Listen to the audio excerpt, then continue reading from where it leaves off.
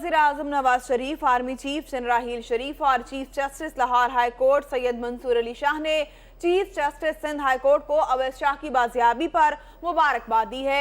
Chief justice Sindh high court को बेटे अवैध शाह की बाजियाबी पर टेलीफोन करके तमाम ओहदेदारों ने मुबारकबाद दी। वज़ीर-ए-आज़म Nawaz Sharif, army chief general Raheel Sharif और chief justice Lahore high court Syed Mansoor Ali Shah ने chief justice Sindh high court को अवैध शाह की बाजियाबी पर मुबारकबाद दी है। Chief justice Sindh high court Sajjad Ali Shah को बेटे अवैध शाह की बाजियाबी पर टेलीफोन करके तमाम ओहदेदारों ने मुबारकबाद दी और उनसे उनकी खैरियत भी दरियाफ्त की।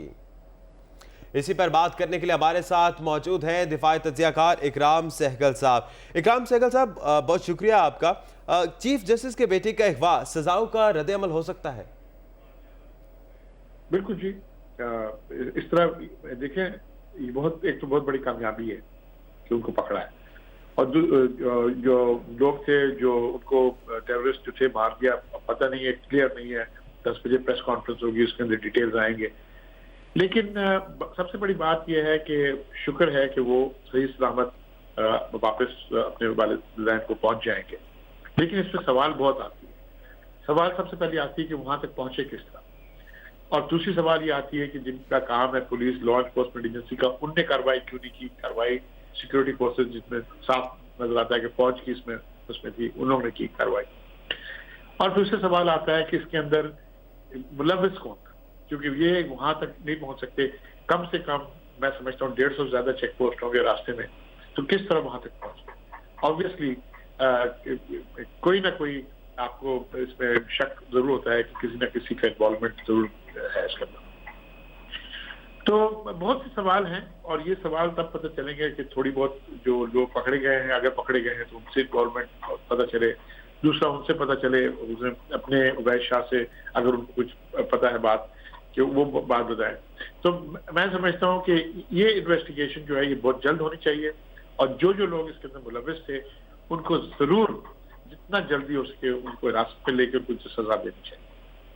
अच्छा, क्या कहना चाहेंगे इकराम सहगल साहब, जैसे कि ये शुबे का इजहार किया जा रहा था कि उन्हें सिंध में ही कहीं रखा गया है और टांग से उनकी बाजियाबी हुई है, कुछ वक्त तो लगा लेकिन बाजियाब करवा लिया गया है। क्या समझते हैं आप, इंटेलिजेंस सिस्टम कैसा जा रहा है? देखिए, डेफिनेटली ये इंटेलिजेंस के बगैर तो नहीं हुआ होगा। दो बातें हो सकती है, एक बात मैं क्लियर कर दूं, इंटेलिजेंस के बगैर भी हो सकता है। इन द मीन टाइम किसी चेक पोस्ट ने इनको चेक कर लिया, ये भी हो सकता है। इसमें कोई शक नहीं है कि भाई अभी तो पता चलेगा 10 बजे की क्या इंटेलिजेंस की लीड थी, क्या थी। लेकिन मुझे ये समझ आता है कि सिंध से इनको मूव इसलिए किया गया कि आई थिंक सिंध के अंदर ये बहुत इनके लिए गर्म हो गया था। जब से रेंजर्स ने शुरू कर दिया था, रेंजर्स लड़काना क्यों पहुंची है, आप सोचें समझें, थोड़ी जो इसमें आप दिमाग डालें कि रेंजर्स लड़काना क्यों पहुंच गई सडनली वहां पर कार्रवाई क्यों होना शुरू हो गई। ठीक है ना जी। तो ऑब्वियसली इसके अंदर कोई ना कोई मुलव्विस जरूर था। ठीक है जी। और वो इससे कनेक्शन जरूर होती है कि वो किसको ये छुपा रहे थे हम साहब अपने घरों में।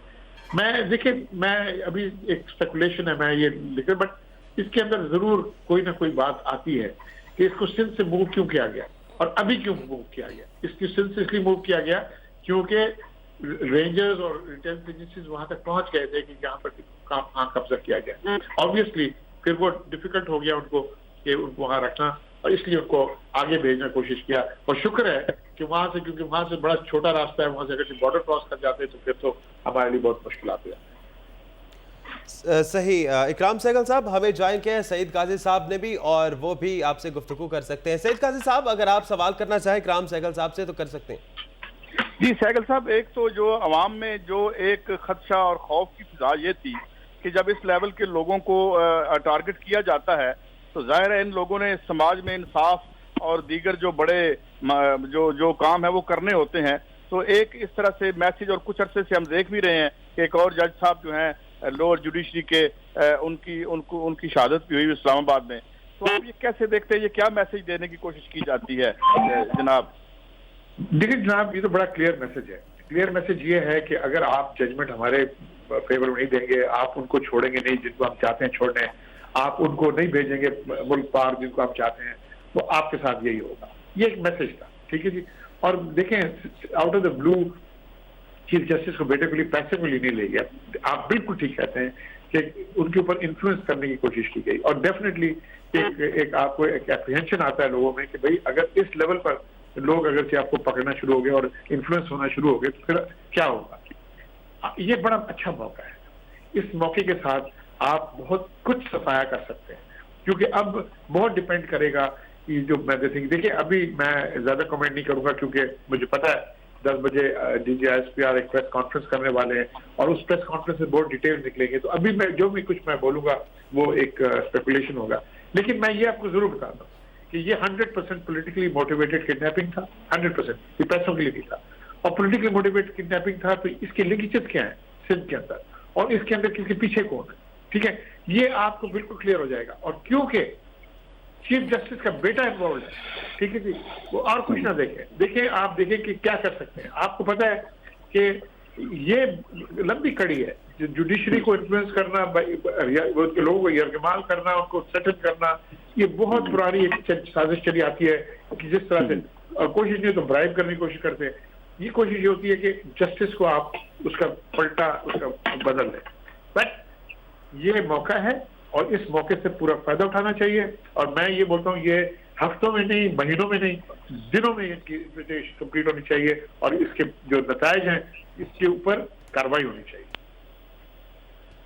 ये बड़ी सही बात की आपने। और ये जो अभी थोड़ी देर पहले अभी जो बात कर रहे थे जो पुलिस ऑफिशियल लोगों के साथ, तो साफी यही पूछ रहे थे दबे लफ्जों में कि सहूलतकार जो हैं उन्हें सामने लाएं। तो बेसिकली आप समझते हैं कि अवाम और लोग और इंटेलिजेंसिया ये चाहता है कि तमाम लोग, आमतौर पे ये रवायत नहीं है कि शफाफ तरीके से कड़ियां मिला के अवाम के सामने रखी जाएं और कोई एक जिसे एग्जेम्पलरी पनिशमेंट कहा जाता है वो हो। आपको लगता है ऐसे होगा इस सारे स्ट्रक्चर को देखते हुए जो हमारा सिक्योरिटी स्ट्रक्चर या इंसाफ का स्ट्रक्चर है जनाब?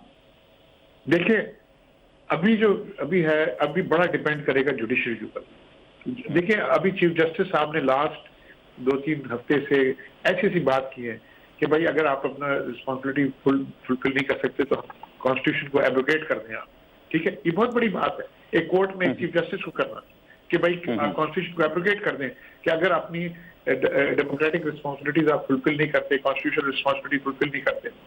देखिए बात आती है कि जो लोग जिनका काम है तहफ़्फ़ुज़ करना, अगर वो मुलव्विस हैं क्राइम में तो फिर वो कौन सी कॉन्स्टिट्यूशन और कौन सी डेमोक्रेसी है, ठीक है। और ये क्या जरूरी है कि कोई चीज आए तो आप फौज को छोड़ दें करने के लिए, फौज को छोड़ दें करने के लिए, साथ साथ आप फौज को दबाए भी जाएं, ठीक है जी, उनको टॉन्ट भी करें, उनको आप देखिए तुर्की में हुआ, इनने यहाँ पर फौज को टॉन्ट करना शुरू कर दिया, इनके जो करिंदे। बात ये होती है, सिंपल बात है कि डिलीवर कौन करता है, और देखो आप साहब ने वहां डिलीवर किया। ये अगर कि हमारे लोग डिलीवर करना चाहें तो ये प्रॉब्लम नहीं होगी। आप हर लेवल पर डिलीवर करें, आपकी पुलिस है वो अपनी रिस्पॉन्सिबिलिटी पूरा करे, डिलीवर करे। लेकिन अगर वो पॉलिटिकली उनको नाकाम बना दिया जाएगा तो वो क्या करेगी? अगर एक आदमी को रेंजर से बचाने के लिए लड़काना से लाया जाता है हेलीकॉप्टर से और चीफ मिनिस्टर हाउस में उनको डाउन किया जाता है कि उसको ना पकड़े कोई रेंजर्स, तो वो फिर कार्रवाई किस तरह होगी? ठीक है, देखिए ये सोचने वाली बात नहीं है, अभी ये कार्रवाई करने वाली बात है। और मैं समझता हूँ जिस तरह आपने कहा और बिल्कुल ठीक कहा है, ये टाइम है कि अभी वंस एंड फॉर ऑल ये कार्रवाई शुरू होनी चाहिए और ये कार्रवाई अपने बोलते हैं एंड तक ये ले जानी चाहिए, बीच में कोई खलल नहीं आना चाहिए इसके। एक सवाल और आखिरी मैं आपसे साइकिल साहब करना चाहूंगा, और ये आपने तुर्की का जिक्र भी किया।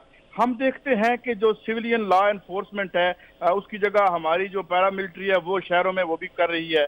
अच्छा, फिर ये आर्गुमेंट दिया जाता है कि जनाब हम डेमोक्रेसी वर्सेस डिक्टेटरशिप की जो एक आर्गुमेंट एक सिलसिला चला आ रहा है, तो जब आप सवाल मेरा आपसे ये है कि जब आप आइन पे काम नहीं करेंगे जो सिविलियन अथॉरिटी है, तो फिर दूसरों को हम कैसे एक्सपेक्ट करेंगे कि वो आइन पर, जब हम जगह कंसीड करेंगे तो ये जो आर्गुमेंट है, आप लगता नहीं है कि अगर कभी मुदाखलत हो भी तो हमें जिम्मेदारी और जिम्मेदारान अपनी सफों में देखने चाहिए? साइकिल साहब देखिए, मुदाखलत की कोई जरूरत नहीं है। मुदाखलत की आपको एक मॉडल आपके सामने आ गया, क्या है मॉडल? कराची का मॉडल आपने देख लिया है कि नहीं? ठीक है, कौन सी कॉन्स्टिट्यूशन के नीचे रेंजर्स कार्रवाई कर रहे हैं? ठीक है, आपने एक फेस लिविंग कॉन्स्टिट्यूशन दे दिया, लेकिन देखें कार्रवाई किया तो कराची की हालत बेहतर हुई है ना, ठीक है ना। ये तो मॉडल आपके सामने आ गया। तो इसी तरह आप अगर देखें तो आप पंजाब में भी देखें, बहुत सी दुश्वारियां पंजाब में हैं, अगर उनको कार्रवाई करने दे, क्यों नहीं करने देते पंजाब में, ठीक है ना। सिमिलरली आपने आप क्यों आपने सिंध के लिए कॉन्स्टिट्यूशन है, पंजाब के लिए कॉन्स्टिट्यूशन है, केपी के लिए कॉन्स्टिट्यूशन, लेकिन फाटा में और नॉर्थ वजिस्तान में कॉन्स्टिट्यूशन नहीं लागू होता है। बात यह है, आप देखें फाटा में क्या दिया, तो आपने फौज को एक वो दी है, फ्रीडम ऑफ मूवमेंट दी है, और उससे फौज ने अपनी कार्रवाई की है। सिमिलरली देखिए, पुलिस आपकी नाकारा नहीं है, पुलिस आपकी इनफेक्टिव नहीं है, पुलिस को बनाया गया है, पुलिस को इसलिए किया गया पॉलिटिकली मोटिवेटेड अपॉइंटमेंट्स के थ्रू। और अब वो देखें, एसएसपी था यहाँ पर, उसको चीफ जस्टिस ने रिमूव किया, वो 2 दिन के बाद वापस आ गया, रिमूव ही नहीं हुआ। क्यों? क्योंकि उन्हें बोला एक अहम शख्सियत था, उन्हें बोला इसको वापस करो, वो वापस कर दिया। वो तो डरते हैं। आप देख लें, मैं आपको छोटी सी बात बताता हूँ, आप आ जाए कराची में और देखें कि किसके पीछे, गाड़ी के पीछे पुलिस के मोबाइल है, एक के पीछे 2, 3, 4। आपके 60% ऑफ द जो पुलिस फोर्स है कराची में, वो तो वीआईपी के उस पर प्रोटेक्शन पर पड़ी है, ठीक है। और वो वीआईपी वो नहीं कि जो एक्चुअल वीआईपी हो, वो वीआईपी जो पार्टी ने डेजिग्नेट किए हैं वीआईपी, ठीक है। देखिए, सिंपल बात यह है कि कॉन्स्टिट्यूशन की बातें हम बहुत करते हैं, और कॉन्स्टिट्यूशन के अंदर हम बहुत काम कर सकते हैं, और कॉन्स्टिट्यूशन को एब्रोगेट करना, कॉन्स्टिट्यूशन के बगैर मुदाखलत करने की जरूरत नहीं है। लेकिन फौज को भी चाहिए, जिस तरह उन्होंने अपनी ऐसा रसूख दिखाई है कराची में, उनको बाकी मुल्क में भी उसी तरह से रसूख दिखाने। जी जी जी, सभी आप प्लीज, ओवर टू यू सभी। जी सईद काजी साहब, जिस तरह से बात हो रही थी, इकराम सहगल साहब ने जिस तरह से फरमाया कि पुलिस, जी इकराम सहगल साहब आपका बहुत शुक्रिया, आप हमारे साथ मौजूद थे। सईद काजी साहब, जिस तरह से इकराम सहगल साहब फरमा रहे थे कि पुलिस को नाकारा बनाया गया है, आप क्या समझते हैं कि इंटेलिजेंस के साथ पुलिस का मजबूत होना कितना जरूरी है, वक्त का तकाजा क्या है? देखें, जो इकराम सहगल साहब ने बात की है और जो हमारा आज सबसे बड़ा डायलेमा है, हम ये कहते हैं और इकराम सहगल साहब भी कहते हैं कि ये एक आइन है। मैं नहीं कहता कुल्ली तौर पे या 1000% या 100% आप इस पे अमल कर सकते हैं, भाई 50% ही करके दिखा दें। आइन भी तो आपने बनाया है, आपके तबके ने बनाया है, हम मान लेते हैं। 1973 में जो भी बना और जो लोग असेंबलियों में थे, हम कह सकते हैं हमारे भी नुमाइंदे थे, मगर बहरहाल एक क्लास डेमोक्रेसी चलती है। तो आपने जो आइन बना रखा है, इस पे ही चल के दिखा दें। इस आइन में जो आपने हमारे लिए हमारे हकूक तय कर रखे हैं, खैर से रियाया के लिए, अवाम तो रहने दें, अवाम तो बिला वजह हम कह देते हैं हम रियाया हैं, तो वही पूरे करके दिखा दें, नंबर 1। और तीसरी बात यह है कि जो अभी सहगल साहब बात कर रहे थे कि जो वेस्टेड इंटरेस्ट आ गया है, जो कारोबारी, जो आपके मफादात एसोसिएटेड हो गए हैं उस तबके के साथ, जो खैर से हमारा सियासी तौर पर हमारे ऊपर गालिब और हुक्मरान भी है, ये सारे उसके शाखसाने हैं। जब आपके जो अदर दैन सियासी मकासद हो जाते हैं, तो फिर आपको इन इदारों से अपनी मर्जी के फैसलों की जरूरत आन पड़ती है। जब आपके इतने बड़े स्टेक्स हो जाते हैं उस मुल्क की मैशत में, तो उसमें फिर ये होता है कि जाहिर है फिर आपको कोई किसी चीफ जस्टिस साहब का, जज साहब का जो फैसला है वो नाखुशगवार भी हो सकता है, आपके खिलाफ भी आ सकता है। तो हुआ ये है ओवर द ईयर्स कि जो एक पॉलिटिकल एलीट के जो दीगर इंटरेस्ट सामने आ गए हैं कारोबार और प्रॉपर्टी की सूरत में, जो कि ला इंतहा और ला अंदाज तौर पर बड़े हैं, उसकी वजह से आपके इदारे अंडरमाइन हुए हैं। उसी की वजह से सिक्योरिटी जो है, और खास तौर पर सिविलियन सिक्योरिटी जो है, वो भी अंडरमाइन हुई है। और मैं ये नहीं समझता कि दीगर इदारे जो हैं या सिक्योरिटी के जो बड़े इदारे हैं वो भी इन असरात से कुल्ली तौर पर महफूज रहे, ऐसा भी कुछ नहीं है। वहां भी हम देखते हैं कि पैसे और मालियात की सराहियत ने, जहां भी कोई भी जब इदारा हो, कोई आउटफिट हो, सियासी गैर सियासी हो, जो जो जो रियासती हो, जब उसमें जो शेडी मनी उसमें अंदर जाती है तो वो उसे एरोड कर देती है, उसे बर्बाद कर देती है। यही हालत है कि आज हम देखते हैं कि हमारे बहुत से लीडरों के पास बहुत ताकत है, जहां तक पैसे की ताकत का सवाल है, मगर सियासी ताकत नहीं है। तो ये है वो पैराडॉक्स है जिसने मेरे ख्याल में और हमारे इदारों को भी एरोड किया है, पॉलिटिकल अथॉरिटी को भी एरोड किया है, और हम आवाम को मजीद बेबस करके रख दिया है। जी सईद काजी साहब, आपको क्या लगता है, जैसे बाजियाब तो करा लिया गया, कुछ वक्त तो लगा, लेकिन अवैस अली शाह को बाजियाब करा लिया गया, लेकिन इस तरह की कार्रवाइयां जब की जाती हैं, यानी ये इंसाफ के लिए जो काम किया जा रहा है उसको इन्फ्लुएंस करने की एक कोशिश है, ये खौफ व हरास फैलाने की कोशिश है कि जो भी इंसाफ के तकाजे पूरे करना चाहे उसके साथ उसे ये अंजाम भुगतना पड़ सकता है। देखिए, मैं तो कराची से दूर हूँ, मगर इकराम सहगल साहब से भी मेरी बात हो रही थी, उन्होंने बरमला तौर पर यह कहा है कि इस तरह के जो इकदाम किए जाते हैं वो आर्म ट्विस्टिंग की कोशिश की जाती है, अदालती फैसलों पर असरअंदाज होने की कोशिश की जाती है। ये इकराम सहगल साहब का कहना था, और वो खैर एक बड़े वेंटेज पॉइंट से इन हालात को देखते भी हैं और सिक्योरिटी एनालिस्ट भी हैं। तो मैं ये कहता हूं कि बहरहाल ये आर्गुमेंट ज्यादा हमें वेटी लगता है जो वो बात कर रहे हैं कि ये कोई ऐसा एट रैंडम वाकया नहीं होता। आमतौर पर इस तरह का वाकया इस तरह नहीं होता कि जी एक बच्चा अगवा हुआ और अगवा होने के बाद अगवा कुनंदगान को पता चला ये तो चीफ जस्टिस साहब का बेटा था, ऐसे कुछ नहीं होता। तो टारगेट किया जाता है और यही एक अनफॉर्चुनेट। और जैसे मैंने आपको ये कहा कि जब आपकी पॉलिटिकल एलीट के मफादात सियासत या सियासी एम्बिशन से बढ़कर और जो है बिजनेस, तिजारती माल, दौलत और जायदाद में चले जाते हैं तो फिर आपको हतमी तौर पर जो है दरकार होती है रियासत की मदद। और यही वजह है कि बड़े अरसे से हमारे रियासती इदारे अंडरमाइन हुए हैं। जी शुक्रिया सईद काजी साहब।